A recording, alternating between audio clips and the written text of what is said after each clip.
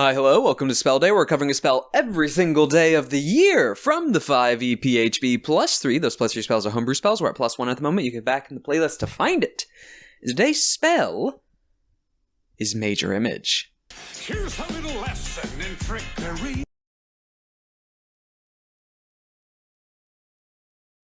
Third level illusion, casting time of 1 action, range of 120 feet, components for both somatic material, a bit of fleece. Duration, concentration, up to 10 minutes. You create the image of an object, a creature, or some other visible phenomenon that is no larger than a 20-foot cube. The image appears on a spot that you can see within range and lasts for the duration. It seems completely real, including sounds, smells, and temperature appropriate to the thing depicted.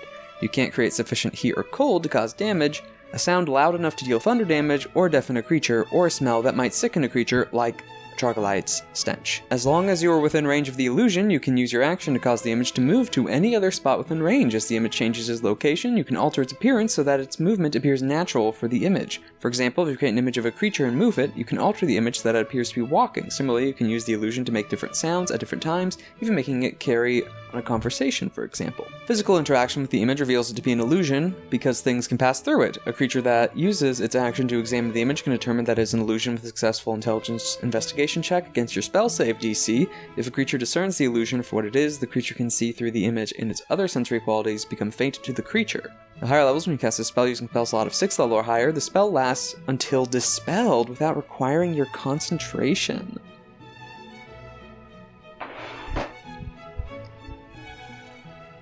Now you see, that's an upcast that's worth it. So first thing that got me with this, and something I misremembered, is the fact that it's specifically an object, or creature, or, some other visible thing. And it specifically says a, or an, in that situation. So does that mean it can literally only be one homogeneous thing? You can't do like a small crowd of people, it has to be only one creature. You can't do a set of crates, it has to be one crate.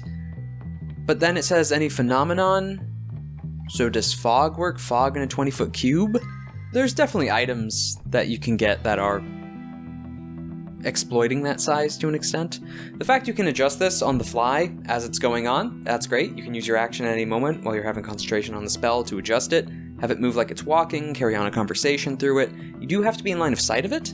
Another big thing is all the phenomenon, so if you want someone or woman screaming out for help in an alleyway, or someone trying to look like a dodgy drug dealer in the background, or a replica of yourself to act as a dupe for people that are trying to ambush you. It's not just visual, it's not the issue of silent image, it actually has noise, and you can make it say things, particularly because it says you can carry on a conversation. Now I'd also have to ask, what are the limits of its voice? Is this another way of perfectly replicating someone? Can you make a city guard walk around a corner?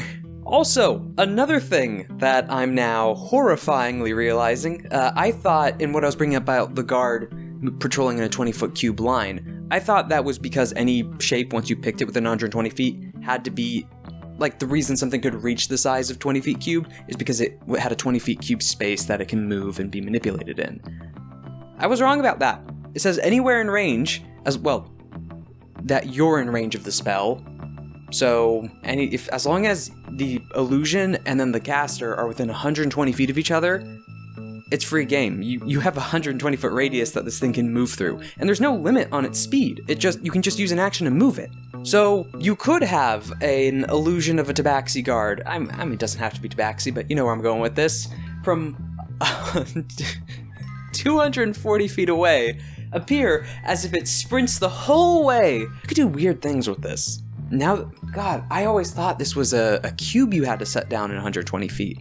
In fact, it's a moving radius, which is also, it doesn't specify, I'm assuming it's buoyed, as in it's based around the spellcaster, so 120 feet around them? No. Yes?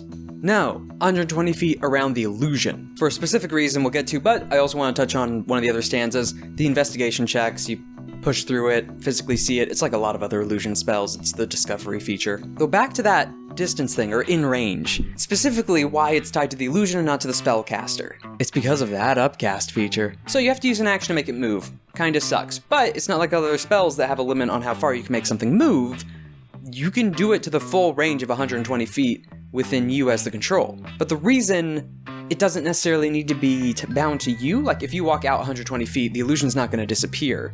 You just then can't control it. It'll stay there. It says nothing of the illusion disappearing once it's out of range. You can only cast it up to that range and distance initially, but you can walk out of it. But when you're out of that range, you can't control it, which is why the upcast feature works. Until dispelled, you can set this up and then leave it.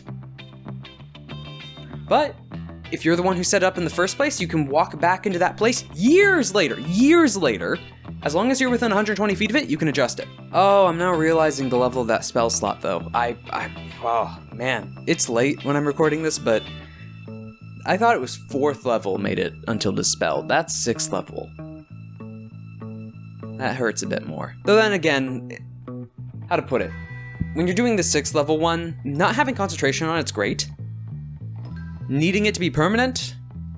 I mean, it's a fun utility, and world building wise on setting up these images everywhere. Like a 20-foot tall statue. Again, it doesn't have to be a thing that you've already seen before. It's not like polymorph in that sense. So you can have an entire like diorama or museum of statues that are all fake, they're illusions. But if you buy into the illusion, which there's also the thing of, there's the question when it comes to illusion magic of suspension of disbelief. Now, that doesn't come up that often in the combat sense of things, because most of the time when someone's disguised in illusion, the moment you discover it, they're going to be looking past that and trying to kill the target hiding under it. Or trying to get past the disguised booby traps or floor. Oh, I'm now realizing what that 6th level can do. You could just make like a 20-foot flat surface above a bunch of pressure plates, or just a spike pit.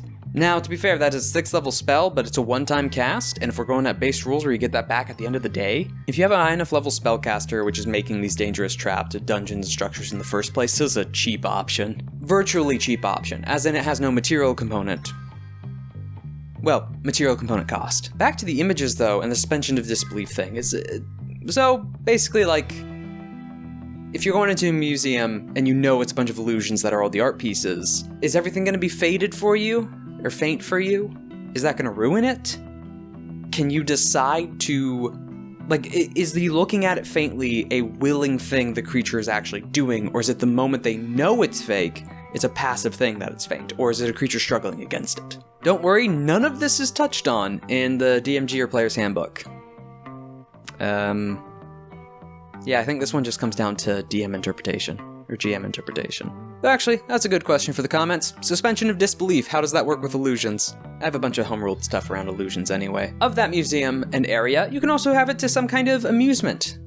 A bit further than that. One, because if the person's next to it, they consistently make it moving, and like, even though they can control one thing, a group of illusionists that have it cast a 3rd level spell, again, how accessible is that within your campaign or setting? I guess you could have a magic item that also has it. But talk about marionettes or a play or a puppet show of some kind. You could get visceral with it. You could have people get stabbed, but it's just the illusion. And the scream's authentic, the smell's authentic, the heat, down to the temperature is authentic. Not enough to damage anything, which it put that in because it doesn't, exploitable, but shows. I mean, in the setting that I use, that museum example is a thing that exists in some locations. I have some small-time illusionists that are skilled enough, though, to get to this point, but travel around to noble courts and put on some performance. A vile creature they had seen, or some beast of legend or knight of legend, and they're retelling its appearance. Because also, it has no real limit on the voice, or at least it has nothing limiting the voice.